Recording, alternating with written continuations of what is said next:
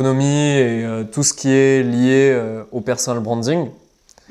Donc, dites-moi déjà, qu'est-ce que ça vous inspire quand je vous parle de creator economy? Est-ce qu'il y a des mots qui vous viennent en tête quand je parle de personal branding? Gros, concentre-toi. Nous, je me concentrez-vous les refs, arrêtez d'être sur Insta ou quoi en même temps. Je vais essayer de rendre ça un peu interactif pour discuter un peu avec vous. Déjà, qu'est-ce qui vous vient en tête quand je parle de personal branding ou de création de contenu? Qu'est-ce que ça vous inspire dans chacun de vos business? Je sais que vous faites un peu des trucs différents. Qu'est-ce qui vous vient quand je parle de ça? La personnalité. La personnalité, ouais, intéressant. Ouais, Par exemple, dans YouTube, personal branding, c'est super important.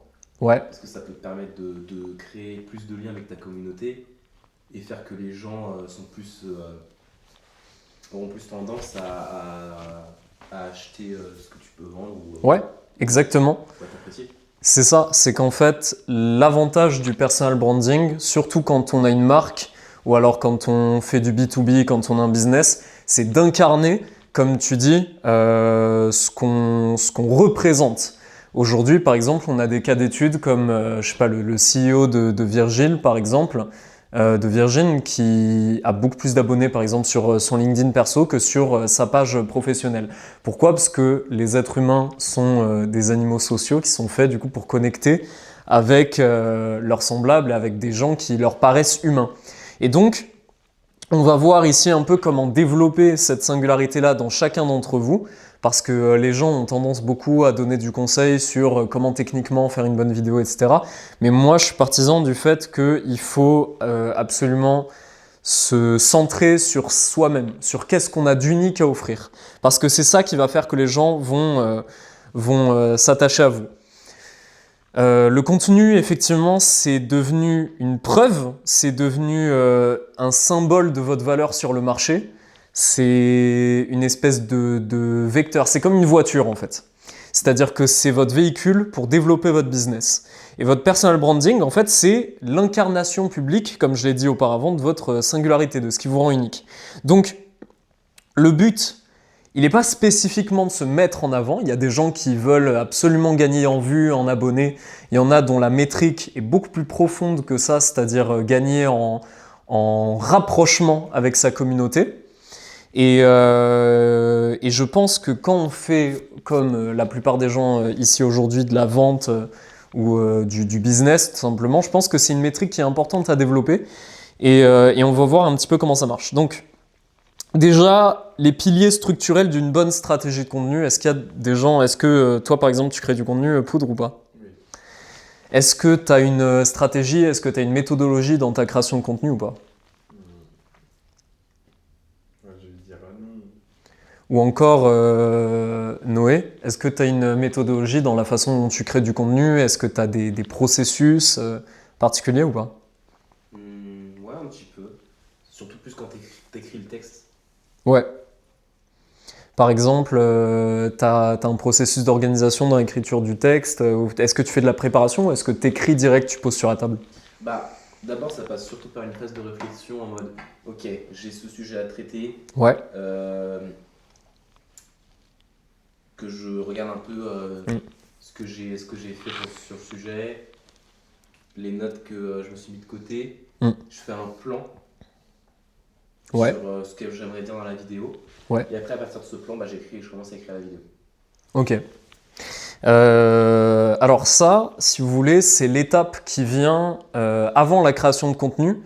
Mais avant de se concentrer sur qu'est-ce qu'on va dire dans une vidéo, quand on veut être efficace, surtout que la création de contenu, c'est pas forcément ce qui doit vous pomper le plus de temps au quotidien, on doit être à même d'avoir un process. On doit être à même d'avoir quelque chose de standardisé. Donc c'est l'intérêt d'avoir ce qu'on appelle des piliers de contenu, des content pillars. Donc ça, c'est un principe de base.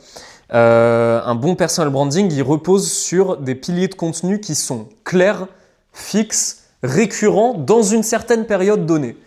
Il faut voir votre création de marque comme une espèce de fil rouge narratif, un peu comme une série. Et on pourrait considérer que par exemple chaque mois, quand par exemple Thomas ou Erwan ils partagent leurs vlogs ou leurs aventures, ils doivent se poser et se dire ok, c'est quoi mon image ce mois-ci? C'est quoi mon arc narratif ce mois-ci? Par exemple, ça peut être, on a organisé notre deuxième co-living et on essaye d'avoir nos premières conférences. En ce moment, on essaye d'avoir plus de preuves clients. En ce moment, moi, par exemple, en ce moment, je me concentre sur mes premiers contenus. Et en fait, il faut découper son aventure entrepreneuriale en arcs.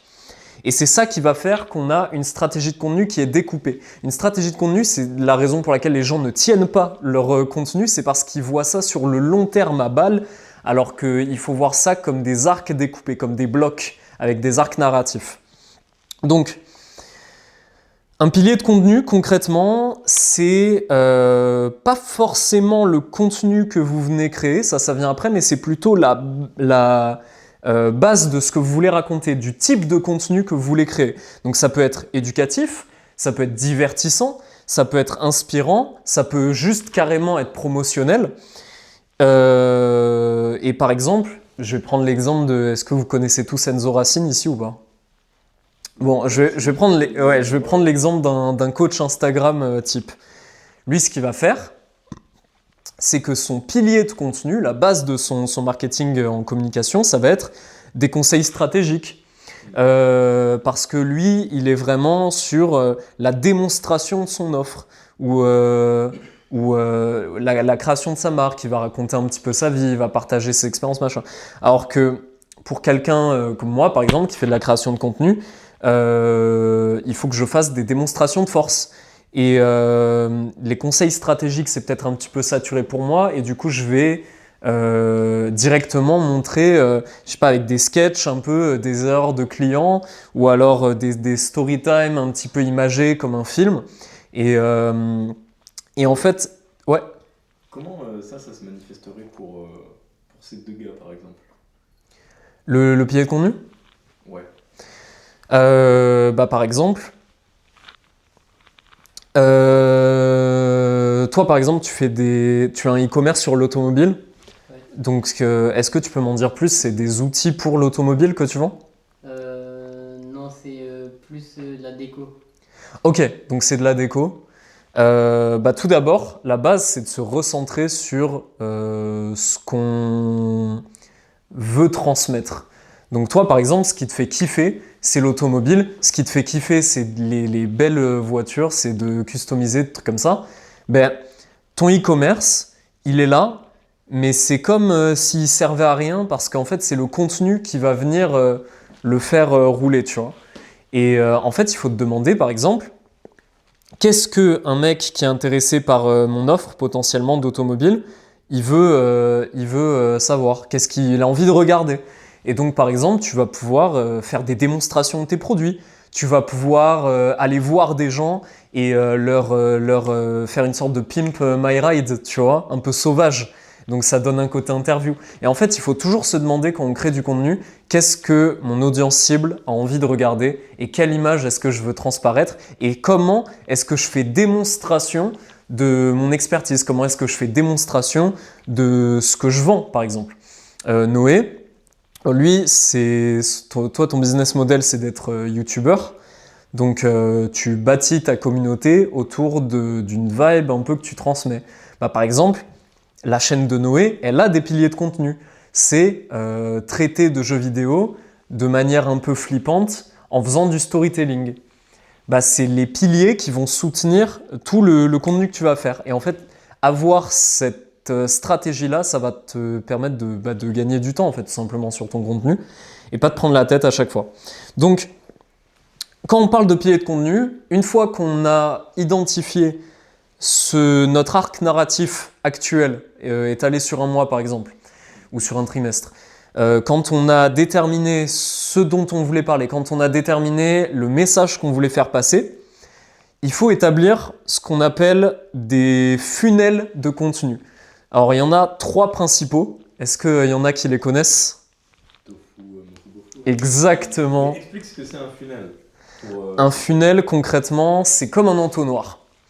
C'est-à-dire que quand vous créez du contenu, certes, il y en a qui vont vouloir se nicher à balle, il y en a qui vont vouloir être mainstream de fou, il y en a qui seront un peu entre les deux. L'idée, c'est d'essayer d'être mainstream en premier lieu, d'être un petit peu plus expert mais en surface au milieu, et tout au fond, essayez de vous adresser le plus précisément possible à la douleur de votre audience. C'est l'effet entonnoir, c'est-à-dire que vous allez aller chercher un concept parfois qui va faire 100 000 vues.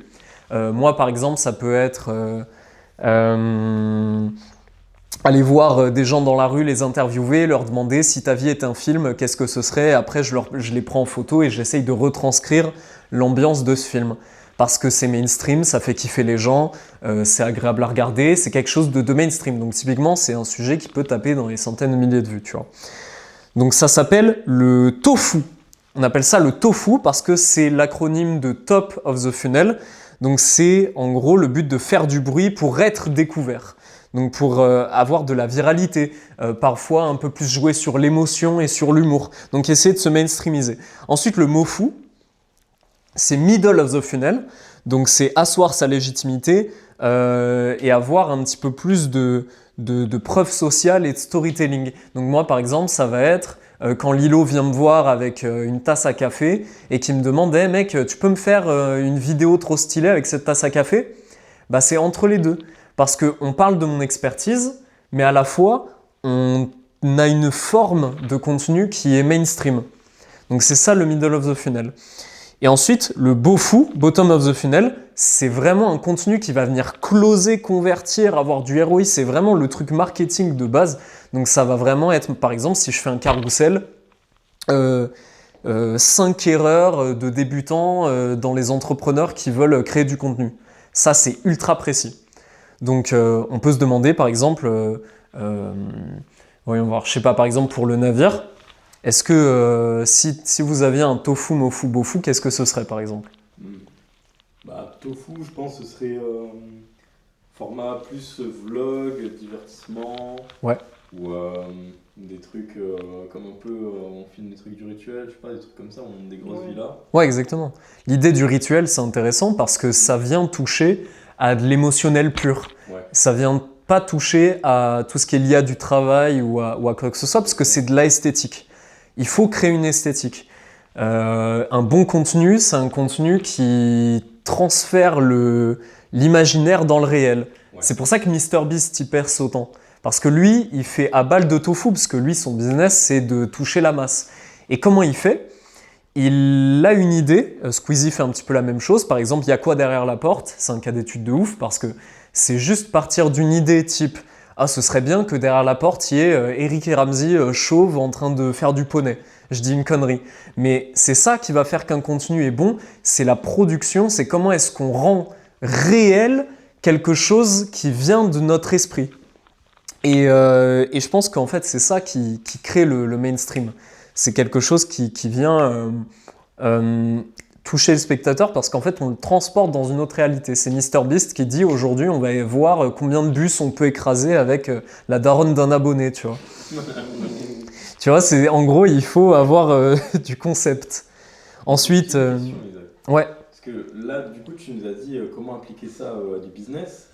En fait, plus on rentre dans le bottom of the funnel, plus on rentre dans, du coup, viser la douleur pour convertir sur une autre offre. Ouais. Mais si on prend le cas de Noé, par exemple, qui est youtubeur, en fait, lui, il n'a pas d'offre en particulier, mais du coup, sur quoi il devrait orienter ses contenus plus bottom of funnel, tu vois, et moins mainstream? Le contenu bottom of the funnel, il doit être au service d'un comment on appelle ça, d'un business, d'un truc que tu vends à ton audience. Quand on dit vendre à son audience, ça veut pas dire que Noé il doit sortir une peluche de lui qui fait du bruit ou alors qu'il doit sortir un mug au nom de sa chaîne YouTube. Ça peut vouloir dire par exemple venez sur mon Discord. Des fois, venir sur un Discord, ça peut vendre un produit à son audience. Rejoindre ma communauté Instagram dans laquelle je vais partager des trucs, des tips de jeux vidéo ou alors des tips de création de contenu, parce que toi, tu es bon en storytelling.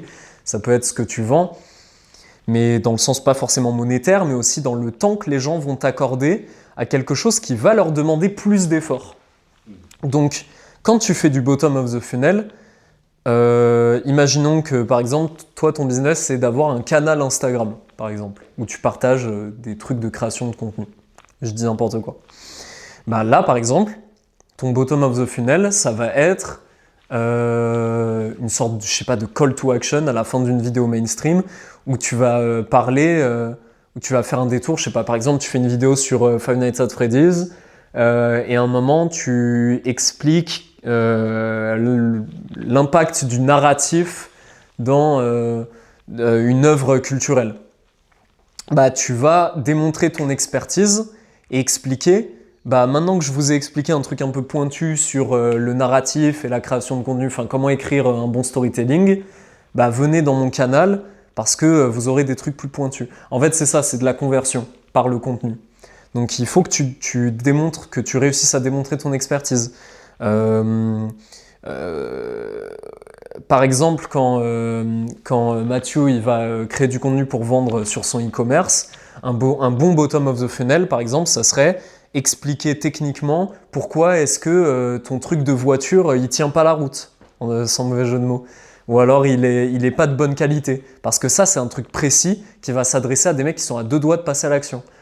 Mais il faut voir le middle et le top of the funnel comme une espèce de vitrine. Donc en fait c'est ce qui va faire ressentir la vibe à ton audience, tu vois. Donc maintenant qu'on a nos piliers de contenu, qu'on a compris un petit peu ça, j'aimerais vous parler d'un truc dont j'ai parlé à Noé ce matin, qui s'appelle, moi j'appelle ça la dissection d'émotions. Donc c'est un truc qui est extrêmement sous-estimé en création de contenu et qui pourtant est utilisé par les géants de la création de contenu comme Netflix, les grosses productions à la Squeezie, etc. C'est un principe qui est fondamental et que personne ne met en pratique. Donc ça c'est hyper important, ça s'appelle le VAD. Est-ce que ça dit quelque chose à quelqu'un ? Alors là, Le VAD, j'ai jamais entendu parler. le VAD, c'est 3 principes. C'est les émotions sur lesquelles votre audience va ressentir en regardant votre vidéo. Donc, on a V pour valence, donc c'est une émotion positive ou négative. En gros, est-ce que l'émotion qu'on va ressentir, elle est positive ou négative ? On va prendre l'exemple du navire, par exemple. Quand le navire, il fait une vidéo pour dire que... C'est pas la concurrence cette fois. Hein ? Insulte pas la concu cette fois parce Ouais, que... ça marche. Quand le navire il fait une vidéo pour expliquer que on a pris 6 entrepreneurs dans notre villa et on les a tous entraînés, ça a été bienveillant et on a fait des exercices trop cool au bord de la mer et tout le monde est ressorti et était trop chaud. Est-ce que la valence elle est positive ou négative ? La valence elle est positive, mais si on reprend le même concept et qu'on le tourne de manière négative, par exemple, on a pris 6 trous du cul qui avaient une vie de merde et on les a emmenés sur une plage désaffectée, polluée, et on les a fait faire des pompes jusqu'à ce qu'il y en ait un qui crève. En mode My Hero Academia. Un peu. Izuku sur la plage. Voilà. C'est ça, et que Thomas en voix off, il explique que le monde c'est de la merde et que même quand tu fais des pompes, ça suffira jamais, donc rejoins le navire en espérant devenir un jour le meilleur. Là, la valence, elle est négative. Est-ce qu'il y en a un qui est meilleur que l'autre ? Non. Mais la vraie question à se poser, c'est quelle émotion est-ce que je veux retranscrire ? Donc est-ce qu'elle est positive ou négative ? Ça joue aussi dans votre branding, ça joue aussi dans votre stratégie. Donc il faut se demander si mon audience elle va être plus réceptive, si mon avatar client il est plus réceptif à quelque chose de positif ou est-ce qu'il est plus réceptif à quelque chose de négatif ? Donc ça c'est la valence. Ensuite, faut penser peut-être à la balance. L'aspect un peu, est-ce qu'on va vers du négatif ou est-ce qu'on va vers du positif dans mon contenu ? Ensuite, le A, c'est arousal, je sais pas comment on dit, tu vois, mais en gros, c'est l'intensité émotionnelle. Maintenant qu'on a vu qu'une émotion pouvait être positive ou négative, on se demande par arousal si elle est relaxante, si elle est relaxée ou si elle est agitée. Par exemple, on va reprendre la même thématique de vidéo. Si Thomas fait une vidéo sur le navire en expliquant que par exemple l'entourage c'est important parce que dans l'entrepreneuriat des fois on est seul et on a des moments de flottement et et que c'est un petit peu compliqué, que l'entourage c'est important, mais que les réseaux sociaux ça nous permet de voir des gens et que des fois c'est compliqué. Quand il tient un discours un peu nuancé, quand la vidéo est un petit peu tranquille, on dit que le arousal, le A, il est relaxé, il est détendu. Donc il faut se demander si votre audience elle est plus réceptive à ça. Par exemple, je sais pas si t'es une youtubeuse beauté et que tu vends des produits cosmétiques, bah, la relaxation ça va mieux jouer pour l'audience. Mais par contre pour le navire, ou alors par exemple, je vais prendre un meilleur exemple. Imagine ton e-commerce, tu as 2 types de personnes. T'as as 2 types de cibles, donc c'est pour ça qu'il faut travailler son avatar client. T'as les mecs qui kiffent les voitures. Dans tous les cas, c'est des mecs qui kiffent les voitures.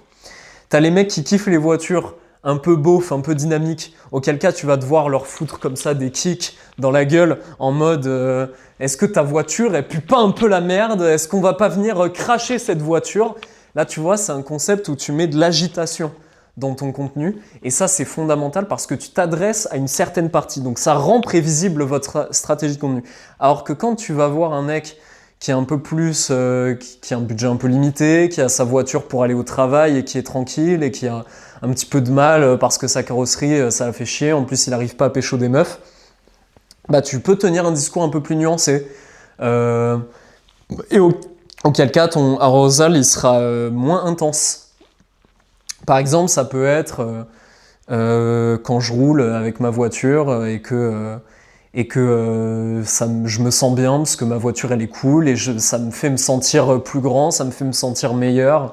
Ça donne une vibe un peu plus relaxante à la thématique de la vidéo. Et enfin, la métrique qui est, à mon sens, la plus importante, après tout ce qu'on a dit, après Valence arousal, c'est la dominance. La dominance, le D de VAD, c'est à quel point le spectateur, la cible, se sent en contrôle de son émotion. Sur les réseaux sociaux, il y a plusieurs types de contenus. Il y a le contenu qui nous vénère, il y a le contenu qui nous révolte. Ah ouais, comment ça, lui, il twerk dans une église, quel enculé, mais quel fils de pute. On n'est pas en contrôle de notre émotion. Mais c'est ça qui crée l'engouement. Alors que quand on crée du contenu éducatif, par exemple, un peu plus relaxé, je sais pas moi, par exemple Noé qui parle de aujourd'hui dans le storytelling, voici 4 conseils que je peux vous donner pour écrire des meilleures vidéos. Bah, on va se sentir en dominance par rapport au contenu qu'on regarde, parce qu'on a l'impression d'apprendre quelque chose, donc on a l'aval sur le contenu qu'on est en train de regarder. Vous voyez la nuance ou pas? Oui. Ok. Donc, hyper important, valence, émotion positive ou négative, arousal, agité ou relaxé, et dominance. Est-ce que le contenu que je crée, il fait que mon spectateur se sent dominé, ou est-ce qu'il domine ce qu'il est en train d'apprendre? Donc voilà. Donc tout ça, ça joue dans votre avatar client. Donc en fait, quand vous préparez une stratégie de contenu et que vous faites votre avatar cible, il faut vous poser ces questions-là. Par exemple, on va faire un petit jeu. Imaginons qu'on a une vidéo de chat mignon. La valence, elle est comment? Positive. La valence est positive. Le arousal, je vais plus faire d'effort, il est relaxant. C'est ça. Et la dominance, attention. Est-ce qu'on se sent dominant ou dominé quand on voit un chat? Dominé. Et ouais, parce qu'on est on est vulnérable, c'est ça. On est vulnérable face au contenu qu'on regarde. Quand tu regardes une influenceuse OnlyFans, tu te sens dominé parce que tu as envie qu'elle t'écrase, tu vois, parce qu'elle t'écrase de par le fait que tu la baiseras jamais, tu vois. Donc c'est un effet de partage, un effet de douceur. Il faut vous poser toutes ces questions-là. Quelle étiquette est-ce que je mets sur mon contenu? Par exemple, un mec qui fait une vidéo pour dire que Yomi Denzel qui dit qu'il est passé d'étudiant fauché à millionnaire, est-ce que la valence, elle est positive ou négative? Positive. Elle est positive. Alors là, c'est un peu plus tendu vu que c'est du Yomi Denzel. Est-ce que le arousal, il est élevé ou est-ce qu'il est faible? Est-ce qu'il y a un entre-deux, c'est possible? Il peut y avoir un entre-deux, mais généralement, dans le contenu cliché entrepreneurial de pauvre à millionnaire, c'est généralement le mec, il essaye de bouger son audience. Un Tristan, un Tristan, je sais plus comment il s'appelle, Vincent. Tristan Vincent, lui, il va avoir une arousal qui est faible. Parce que lui, il va vouloir un peu toucher des mecs qui osent pas trop se lancer, donc ils sont un peu sensibles. Donc il va aller toucher des mecs. Aujourd'hui, je suis allé voir, j'ai fait 15 000 €, puis je suis allé voir ma sœur prendre le goûter, tu vois. C'est des trucs un peu plus calmes. Alors que Yomi Denzel, c'est aujourd'hui j'ai fait 100 000 €. La menace par exemple. Aujourd'hui, j'ai baisé ta mère et j'ai fait 100 000 € et je suis parti en Rolls-Royce et je me suis pris un PV et j'ai baisé le policier, tu vois. Regarde-le lui qui est en train de prendre en photo. Exactement, donc la menace... Désolé, 50 000 €.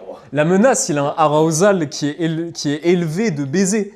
Donc, et la dominance par rapport à ce type de contenu, elle est... Est-ce qu'on se sent dominé ou dominant face à ce type de contenu? Ça dépend qui regarde en fait. Ouais. Et oui, elle est moyenne.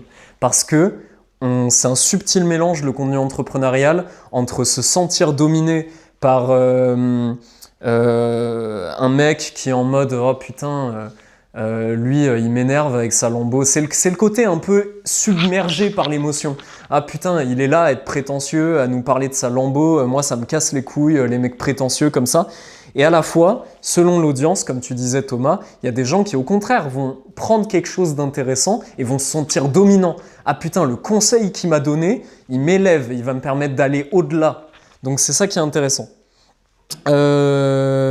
Maintenant, imaginons qu'il y ait une go qui soit en train de se maquiller et qui soit en train de raconter la pire story time de sa vie, scandaleuse, sur son ex qui l'a trompé et qui parle de l'infidélité.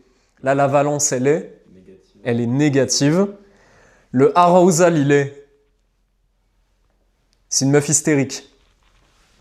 Il est agité. Il est agité et ouais, et ménard trash et les mecs c'est tous des connards et comment il a pu me faire ça et de toute façon les meufs on est victimes de machin. C'est nerveux, tu vois. C'est une relation du patriarcat de la société du monde actuel. C'est ça.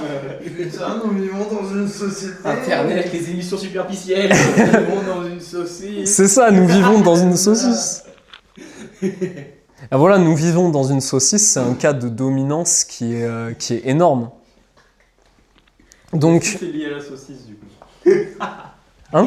La dominance est liée à la saucisse. La dominance est liée à la bite. Je rigole. Et du coup, la dominance qu'on a envers cette vidéo, bah, elle est faible. Parce que généralement, on va se sentir... généralement, les meufs qui vont regarder ça, il faut toujours se rattraper à la cible, elles vont être dans un état de... elles vont prendre ce que la meuf a dit pour se dire « Ah ouais, mais moi, de toute façon, je suis au-dessus de ça et quand je vais rencontrer un mec, il ne sera pas trompeur. » Donc, c'est toujours se demander est-ce que c'est positif ou négatif? Je rabâche, parce que la pédagogie s'est répétée. Est-ce que c'est positif ou négatif? Est-ce que c'est nerveux ou relaxé? Ou est-ce qu'on se sent dominé ou dominant vis-à-vis de l'émotion? Ouais? Quoi? Oui? Par rapport au dominant. Donc, moralité, c'est pas forcément toujours la plateforme en elle-même et les métriques qui rendent un contenu viral, c'est avant tout le spectateur. Un contenu, c'est comme lancer une boîte, il faut que ça connecte avec l'audience. Donc voilà, je vous ai donné les meilleures méthodes. Maintenant, il y a encore un autre modèle en 3 lettres qui est assez fondamental, plutôt axé sur la façon dont vous allez aborder votre contenu. Donc il y a la méthode PIE, la méthode PI. Donc PI pour provocation. Donc ça va être tout ce qui est contenu un peu provoquant. Donc il y a valence négative, le arousal qui est élevé, la dominance qui est faible. Et l'impact, ça va être... Il faut couper au montage ça. L'impact que ça va avoir, c'est générer des débats, des commentaires. Ensuite, un contenu un peu plus pour les coachs, un contenu informationnel. La valence, elle va être un peu neutre. Donc ça va être positif ou négatif selon aussi. Le arousal, il est modéré et la dominance va être élevée parce qu'on va se sentir dans un contenu informationnel, PIE, I pour informationnel, qu'on est en contrôle de ce qu'on est en train de voilà. Et la dominance, du coup, va être élevée.